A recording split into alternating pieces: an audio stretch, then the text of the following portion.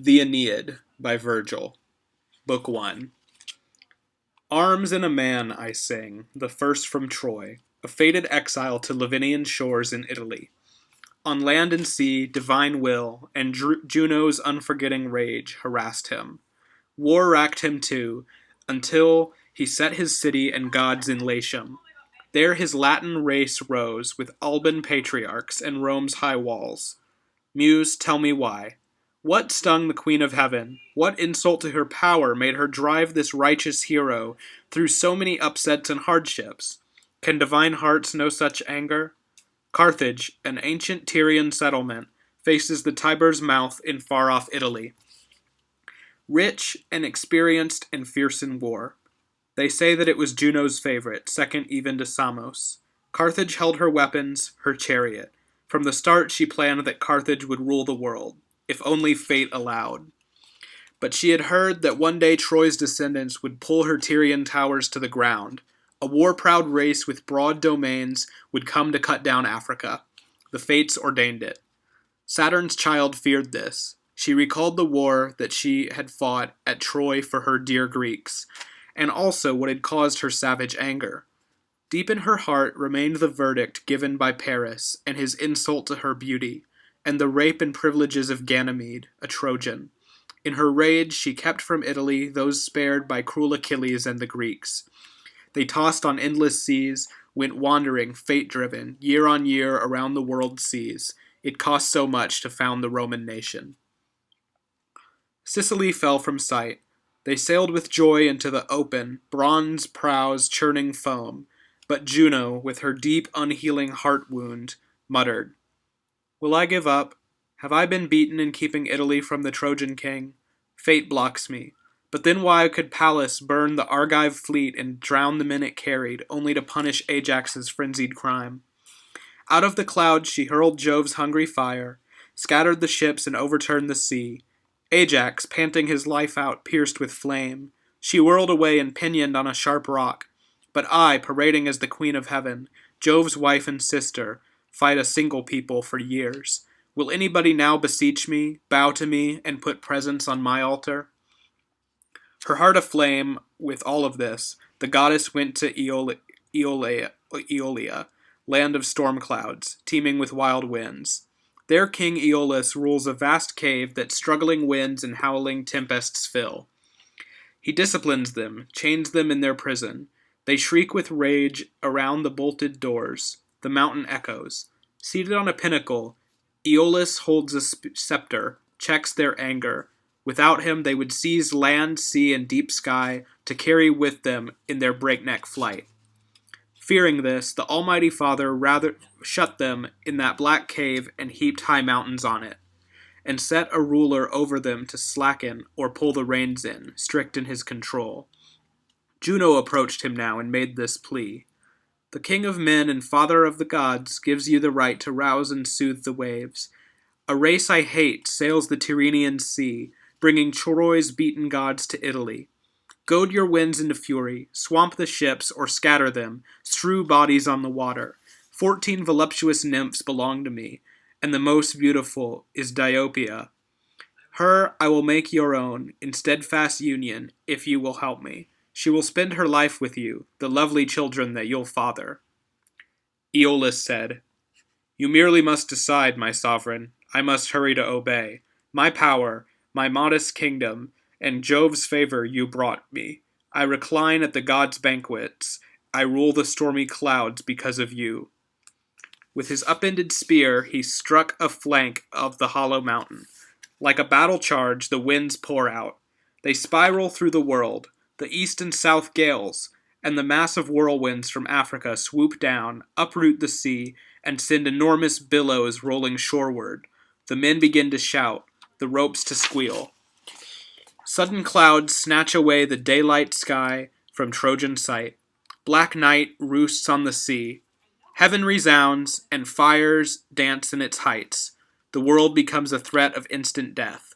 A swift and icy terror numbed Aeneas. He moaned and held his hands up to the stars and gave a cry.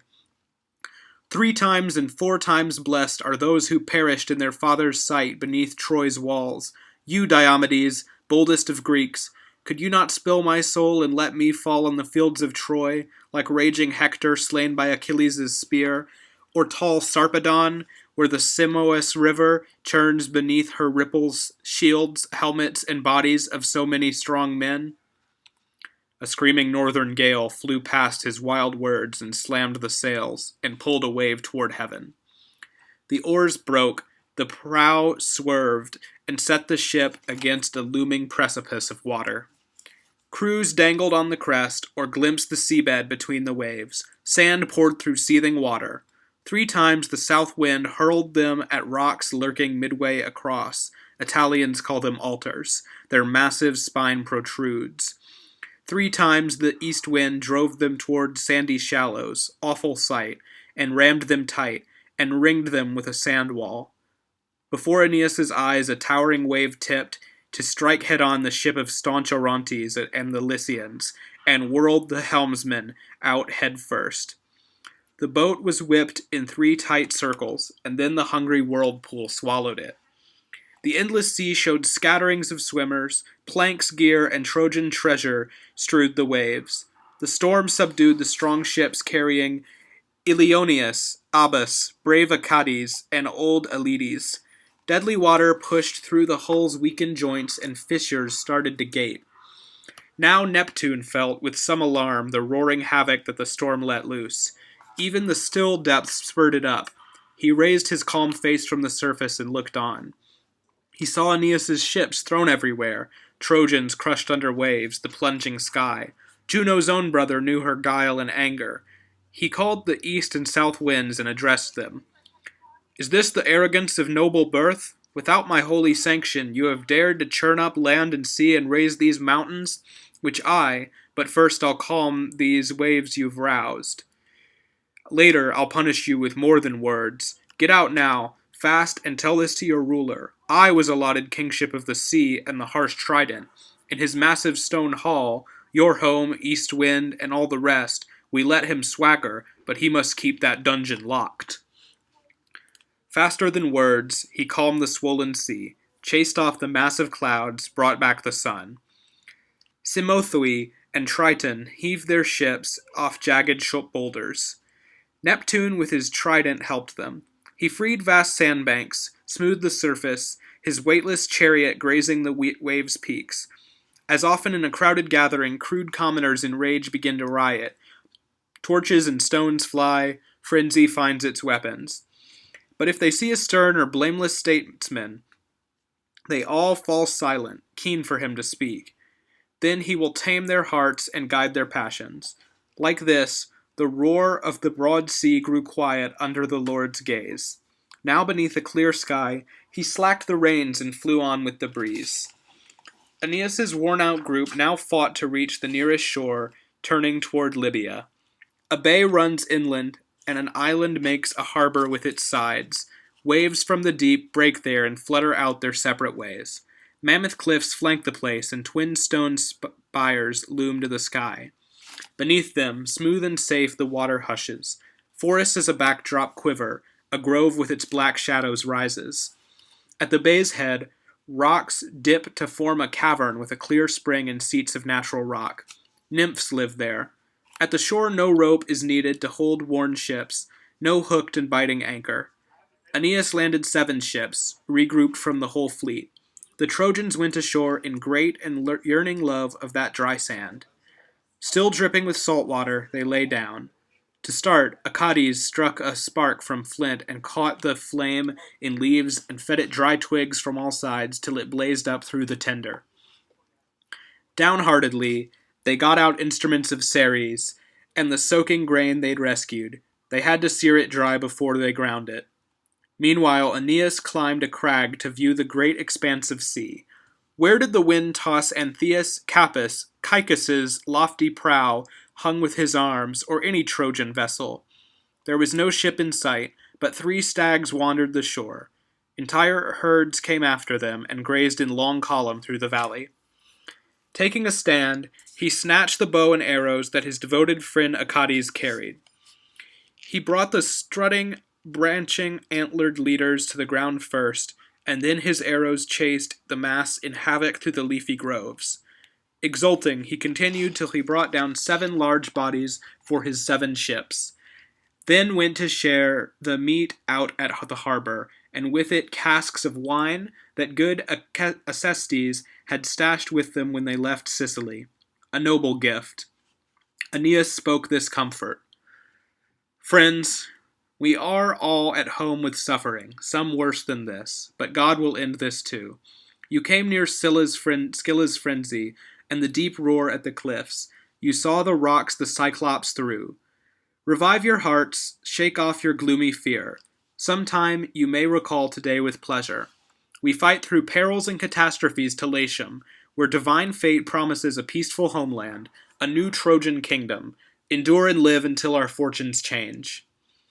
Sick with colossal burdens, he shammed hope on his face and buried grief deep in his heart. Trojans around his prey prepared their feast, ripped the hide off the ribs and bared the guts. Some of them pierced the quivering chunks with spits, some set out cauldrons, others tended flames. The food restored and filled them, the old wine, the rich game, as they stretched out on the grass. After the feast, their hunger put away, they dwelt in longing on their missing friends. They hoped, they feared. Were these men still alive, or past the end and deaf to any summons? Loyal Aeneas, most of all, was groaning softly for keen Orontes, Amycus, Lycus, for Gyas and Cloanthus, brave men, hard deaths. The day was over. Jove looked down from heaven at the sail-flying waters, outstretched lands and shores and far-flung nations. At the sky's peak, he fixed his gaze on Libyan territory. His mind was anxious, and now Venus spoke these sad words to him, her shining eyes filling with tears. You, everlasting ruler, of gods and men and fearful lightning thrower, what great crime did Aeneas and the Trojans commit against you? They have died and died, but in the whole world found no Italy. You promised that the circling years would draw Teucer's new lineage from them, Romans, chieftains, to rule an empire on the land and sea. Father, what new thought turns you from this purpose? When Troy calamitously fell, I waited against the fate to come to my great comfort. And yet the pummeling fortunes of these heroes don't change. When will you end their trials, great ruler? Antenor could escape the swarm of Greeks into Illyrian coves, into Liburnia. He safely voyaged to the Timavus' source, where the sea breaks through 9 mouths and the mountain roars, and the echoing waves oppress the fields. And here he founded Padua, a homeland for Trojans with a Trojan name, its gateway displaying Trojan arms. He has his rest there, but we, your children, promised heirs to heaven, have lost our ships. Obscene, through someone's anger and treachery. We are kept from Italy. Is this our new realm, won through righteousness? The gods and mortals' father gave his answer. The smile that clears the sky of storms, and kissed her, gave his daughter the smile that clears the sky of storms, and kissed her lightly. And this was how he answered her. Take heart. No one will touch the destiny of your people. You will see Lavinium in its promised walls and raise your brave Aeneas to the stars. No new thoughts change my purposes, but since you suffer, I will tell the future, opening to the light fate's secret book. In Italy your son will crush a fierce race in a great war. With the Rutulians beaten, 3 winters and 3 summers he'll shape walls and warrior customs as he reigns in Latium. But his son Ascanius, now called Aeolus too, he was named Aeolus during Ilium's empire, will rule while 30 spacious years encircle their circling months. And he will move the kingdom to Alba Longa, heaving up strong ramparts. 3 centuries the dynasty of Hector will govern until Ilia, royal priestess, conceives twin boys by Mars and gives them birth. And the wolf's nursling, glad to wear brown wolfskin, Romulus, will then lead the race and found the walls of Mars for Romans, named for him. For them I will not limit time or space. Their rule will have no end. Even hard Juno, who terrorizes land and sea and sky, will change her mind and join me as I foster the Romans in their togas, the world's masters. I have decreed it. The swift years will bring Anchises' clan as rulers to Phthia, and once renowned Mycenae and beaten Argos. The noble Trojan line will give us Caesar, a Julian name passed down from the great Aeolus, with worldwide empire, glory heaven high. At ease you will receive him with his burden of eastern plunder. Mortals will send him prayers here. Then wars will end, cruel history grow gentle. Vesta, old faith, and Quirinus, with Remus his twin, will make the laws. Tight flocks of iron will close war's grim gates. Inside, godless furor, drooling blood on a heap of brutal weapons, will roar against the chains that pinion him. Concluding, he dispatched the son of Maia to have the Trojans welcomed down in Carthage with its new fort. Dido, who is not privy to fate, might keep them out. The god's wings rode him through the vast air to stand on Libya's shore. Since it was heaven's will, the fierce Phoenicians peacefully yielded. Most of all, their queen turned a calm, gentle face to meet the Trojans. Steadfast Aeneas had a worried night, but at the light of nurturing dawn decided to go and find out where the wind had brought them, and who or what, the land looked wild, lived here, and bring what he could learn to his companions. The fleet lay hidden in a tree-lined inlet, under a rocky overhang enclosed by bristling shade. He set off with Aeacades, holding 2 quivering pikes with iron blades. Deep in the woods his mother came to him, a girl in facing clothes, armed, as in Sparta, or like Harpalyce in Thrace, outracing the breakneck Hebrus with her harried horses, a huntress with a bow slung, quick to hand, from her shoulders, and the wind in her free hair, and a loosely tied-up tunic over bare knees. She greeted them and asked, "Please, have you met one of my sisters wandering here, or shouting, chasing a foam-mouthed boar? She has a quiver, and wears a spotted lynx skin and a belt." Venus stopped talking, and her son began, "Young girl, I haven't seen or heard your sister. But I should call you what? There's nothing mortal in your face or voice. No, you must be a goddess. Apollo's sister, daughter of a nymph clan? No matter. Have compassion, ease our hardship. On which of the world's shores have we been thrown? Beneath which tract of sky? The wind and huge waves drove us to this strange land in which we wander. I'll slaughter many victims at your altar." She answered, "That would surely not be right. These quivers are what Tyrian girls all carry.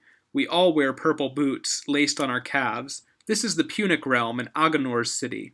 Unconquerable Africans surround us. Dido is queen. She came out of Tyre, escaping from her brother's persecution. It's quite a story. I'll just tell the main parts. Her husband was Sichaeus the Phoenician, richest in land, and she, poor thing, adored him. Her father gave her as a virgin to him in marriage, but Pygmalion her brother is king, and there is no one more depraved.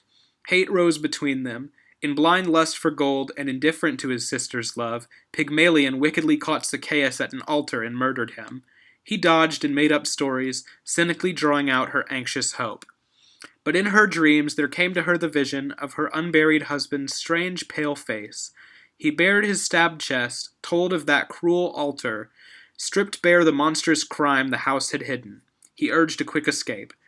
To aid her journey out of her country, he revealed where treasure, a mass of gold and silver, lay long buried. Alarmed, she made her plans, alerted friends, all those who also hated the cruel tyrant or lived in sharp fear. Seizing ready ships, they loaded them with gold. The ocean carried greedy Pygmalion's wealth. A woman led. They came here, where you now see giant walls and the rising citadel of newborn Carthage. They purchased land, as much as one bull's hide could reach around, and called the place the Bull's Hide. But who are you? What country are you from? Where are you going? Answering, Aeneas sighed and drew words out of the depths of feeling. Goddess, our whole sad story, from its start, would keep you here until the evening star closed off Olympus, bringing this day rest. Through endless seas we come from ancient Troy. Perhaps you've heard that name. A storm has thrust us, by its whim, onto these shores of Africa.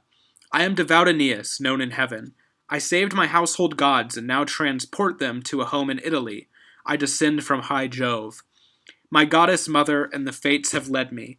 Of 20 ships launched on the Phrygian sea, 7 remain, torn by the waves and east wind.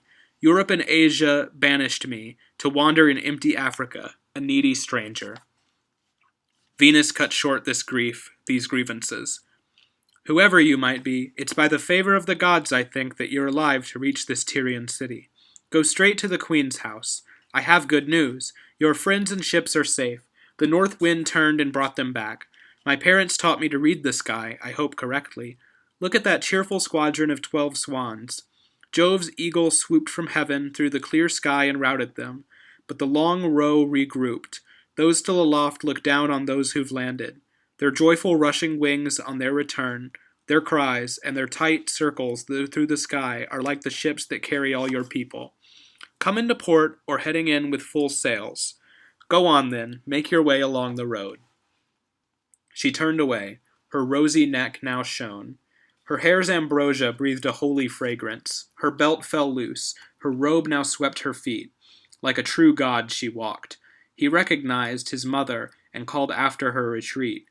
I am your child. Must you keep torturing me with these illusions? Let me take your hand. Let there be words between us as we are.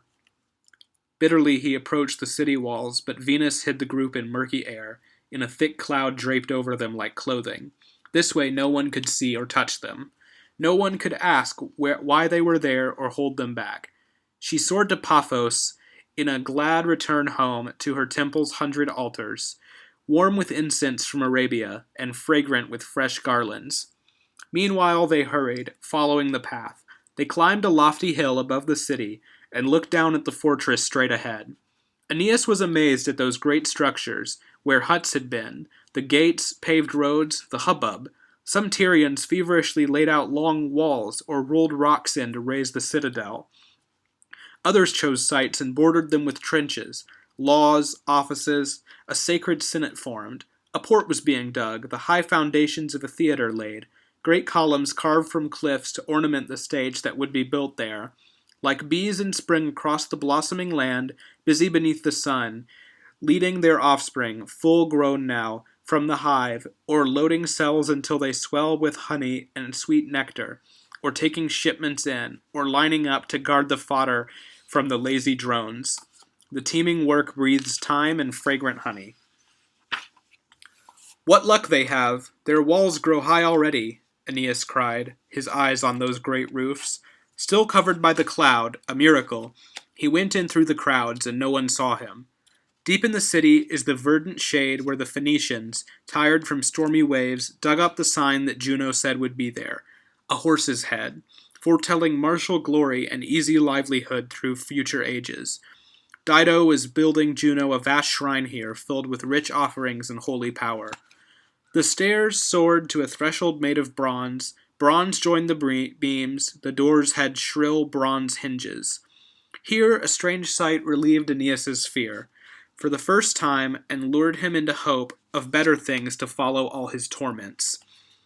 While waiting for the queen, and looking over the whole huge temple, marveling at the wealth it showed, the work, the varied artistry, he saw Troy's battles painted in their sequence, a worldwide story now. The sons of Atreus and Priam and Achilles, cruel to both. He halted, weeping. What land isn't full of what we suffered in that war, Achates? There's Priam. Even here is praise for valor, and tears of pity for a mortal world.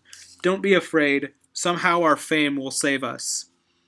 With steady sobbing and a tear-soaked face, he fed his heart on shallow images. He saw men fight around the citadel. Trojan troops routing Greeks, crested Achilles driving his chariot at the Trojans' backs.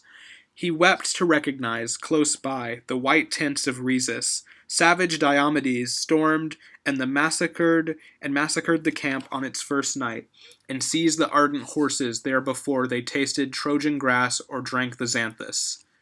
Here Troilus, wretched boy who'd lost his armor, and no match for Achilles, sprawled behind his empty chariot and its panicked horses, holding the reins. His neck and long hair skidded over the ground. His spear point scored the dust. The Trojan women, hair unbound, went begging to the temple of implacable Athena. They took a robe for her and beat their breasts. She would not raise her eyes and look at them. 3 times Achilles dragged the corpse of Hector around Troy's walls, then traded it for gold. Aeneas gave a soulful groan to see his comrades' armor, chariot, and body, and Priam stretching out defenseless hands. He saw himself among Greek chieftains fighting. He saw black Memnon in the ranks of Dawn. Penthesilea, leader of the Amazons with their crescent shields, was storming through the throng, her gold belt tied beneath her naked breast. This virgin warrior dared to fight with men. Dardanian Aeneas gazed in wonder, transfixed and mesmerized, but while he stood, Dido, the lovely queen, came to the temple, surrounded by a copious troop of soldiers. Diana on the banks of the Eurotas, or high on the Cynthus, leading dances, followed by 1,000 clustering, trailing nymphs but taller than all of them, and shouldering her quiver, Latona in her silent heart rejoices. Dido was like her, striding happily through her people, planning, urging on her kingdom. Beneath the vault, before the goddess's doors, she sat on her high throne, hemmed in by soldiers, made laws, gave judgments, and assigned the work in fair proportions or by drawing lots. But now Aeneas saw, among a crowd, Antheus, Sergestus, spirited Cloanthus, and other Trojans whom the pitch-black whirlwind had scattered, driving them to distant shores. He and Achates both were riveted with fear and joy. They yearned to clasp their friends' hands, but didn't. They were startled and bewildered. They hung back, watching from the hollow cloud.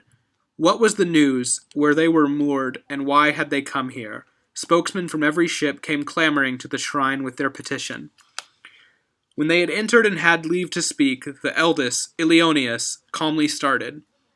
Your Highness, we poor Trojans plead with you.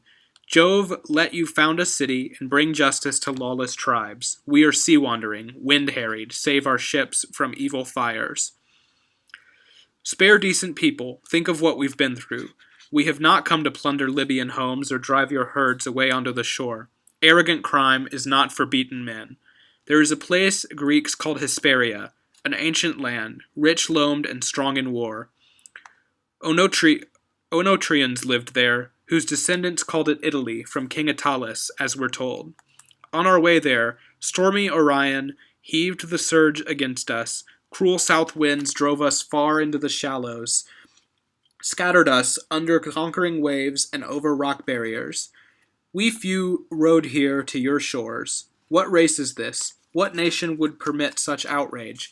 They have thrust us from the beach with war and yield no stopping place on land. You scorn the human race and human weapons? Be sure the gods remember good and evil. Aeneas was our leader. None more just or faithful ever was, no better warrior. If fate still lets him breathe instead of sleeping among the shades of death, we'd have no fear, and you would not be sorry for competing with him in kindness.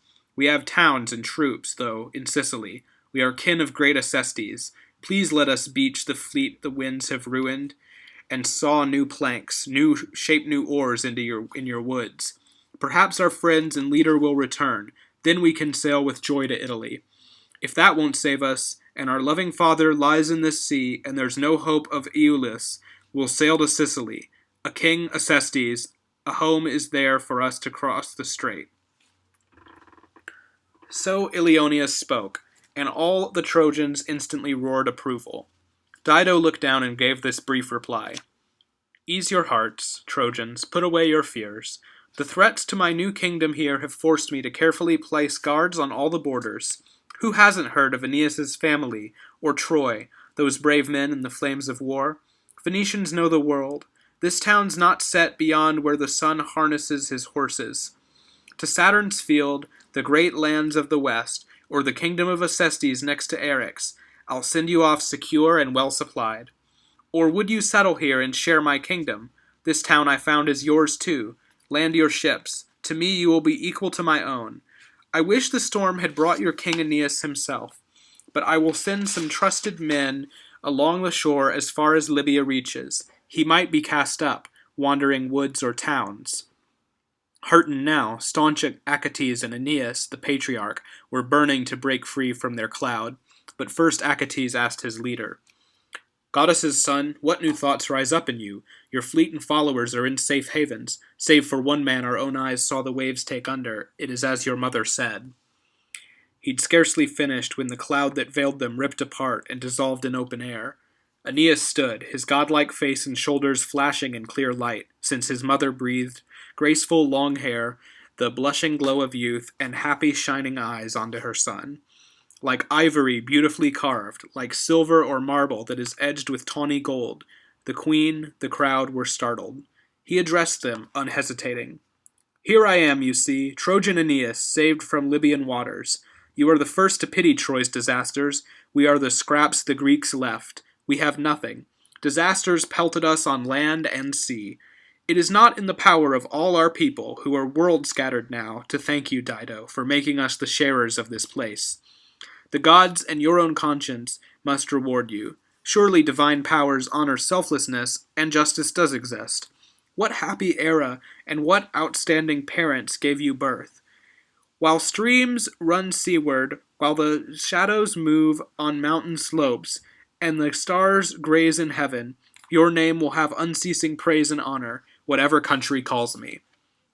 He clasped hands with Ilioneus and Ceristus, left and right. Then others, brave Cloanthus and brave Gaius.